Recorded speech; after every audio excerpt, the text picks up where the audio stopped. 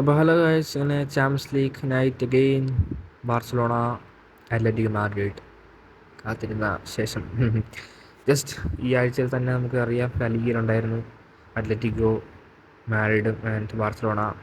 Raphinha ഇല്ലാതെ കളിച്ചു. വാഷ്കോഡായിരുന്നു റീപ്ലേസ്മെൻറ്റ്. ഒക്കെ റഫീനയുടെ ഒരു അത്രയ്ക്ക് ഒരു എഫക്റ്റ് എന്തായാലും ഒരാൾക്ക് കൊണ്ടുവരാൻ പറ്റത്തില്ല. ബട്ട് സ്റ്റിൽ വാഷ്കോഡ് വളരെ മികച്ച രീതിയിൽ കളിച്ചു, സ്കോർ ചെയ്തു. മാത്രമല്ല നമുക്ക് സംബന്ധിച്ചോളം റഫീന ഇല്ലാതെ നമ്മൾ കളിക്കേണ്ടിയിരിക്കുന്നു. ഒരു മാസം ശേഷം റഫീന തിരിച്ചു വരുത്തുള്ളൂ എന്നാണ് പറയുന്നത്. പോലെ നമുക്കറിയാം 10 മാൻ ആയിട്ടായിരുന്നു അത്ലറ്റിക്കോ കളിച്ച്. ബട്ട് സ്റ്റിൽ അവർ മാനേജ് ചെയ്ത് ഒരു സ്കോറെ കൺസിഡർ ചെയ്തതിൽ പോലും നമുക്കറിയാം നമ്മൾ 10 പേര് ചുരുങ്ങിയിട്ടും നമുക്ക് ആ ഒരു ഗോളെ സ്കോർ ചെയ്യാൻ പറ്റില്ലെന്ന് പറഞ്ഞു.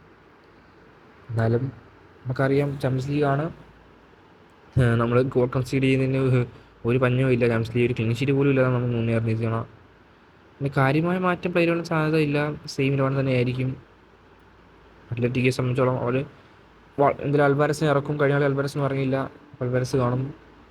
നമ്മൾ അറ്റാക്കിങ് എന്തായാലും ലെവൻഡോസ്കി സ്ട്രൈക്ക് വരാൻ സാധ്യതയുണ്ട്. കഴിഞ്ഞ കളി ബെഞ്ചിൽ നിന്നാണ് വന്ന് സ്കോർ ചെയ്തു. ആൻഡ് വിങ്ങിൽ എന്തായാലും റഫീന റാഷ്കോഡ് ആയിരിക്കും.